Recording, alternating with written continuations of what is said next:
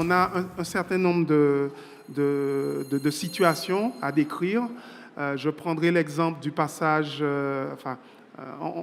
cette situation se caractérise par un passage en situation sanitaire exceptionnelle. C'est la dénomination officielle que nous utilisons pour caractériser la situation du moment. À partir du moment où on se pose la question d'articuler l'offre de soins par rapport à ce qui se passe dans le pays, on est en situation sanitaire exceptionnelle.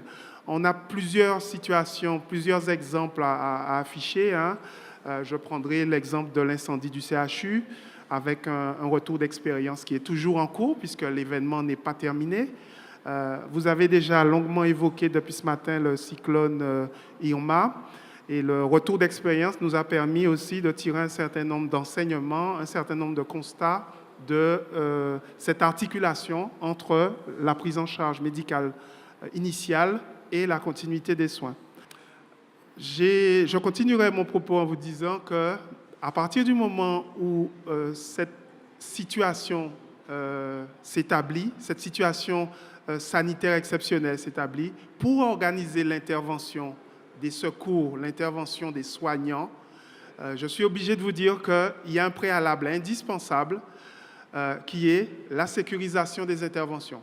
Les intervenants précédents vous l'ont signalé, ça a été une question réelle à Saint-Martin. Pour faire sortir les secours, pour les faire intervenir au plus près de la population, il faut qu'on soit un minimum qu'on ait un minimum de garantie sur leur propre sécurité.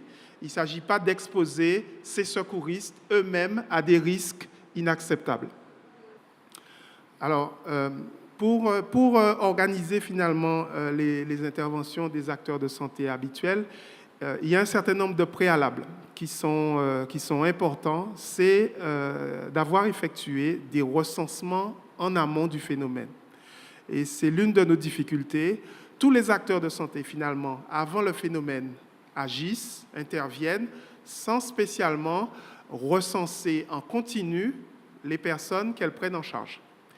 Et c'est vraiment, ça peut être une difficulté, puisque lors du passage en crise, lors du passage en confinement, s'il s'agit d'un cyclone, eh bien, ce n'est pas à ce moment-là, ça vous a été dit tout à l'heure, ce n'est pas à ce moment-là qu'on va aller chercher des listes. Il faut les avoir constituées auparavant.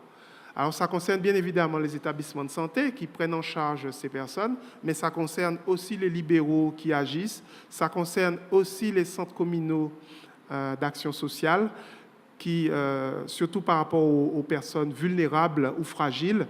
Et vraiment, on a besoin que toutes ces structures tiennent à jour leur liste de personnes suivies pour pouvoir faciliter les interventions, la continuité des soins après l'événement lui-même. L'ARS est aussi garante de l'engagement des acteurs de santé et pour ça, nous disposons d'un outil réglementaire qui permet de mobiliser tel ou tel acteur de santé qui n'est pas dans son champ normal d'activité pour venir en aide ou venir en action dans le cadre de cette situation sanitaire exceptionnelle.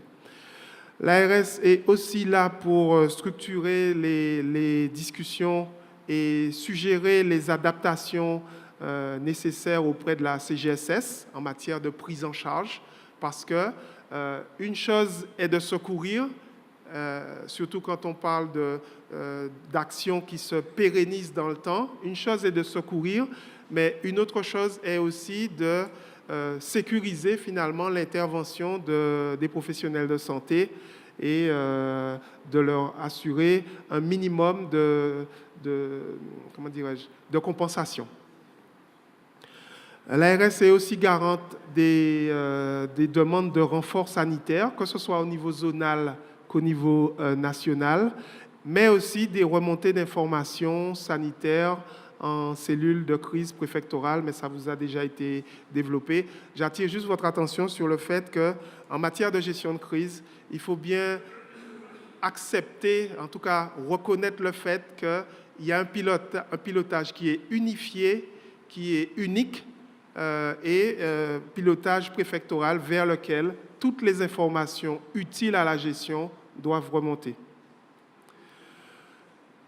Je terminerai en vous disant que l'ARS a aussi un gros travail à continuer, dont elle est responsable en matière de planification sanitaire par rapport aux situations sanitaires exceptionnelles et en termes de réalisation des exercices, notamment de réalisation des exercices avec les acteurs de santé. Et pour faire un lien avec ce qui a été dit tout à l'heure, l'une des meilleures manières de s'affranchir finalement le plus possible de la notion de sidération de tous les acteurs, c'est d'avoir des dispositifs réfléchis, préparés, pour que les personnes qui sont amenées à agir n'aient pas à trop réfléchir au moment du phénomène, mais et un certain nombre d'automatismes, un certain nombre de choses déjà écrites pour faciliter leurs actions. Je vous remercie de votre attention.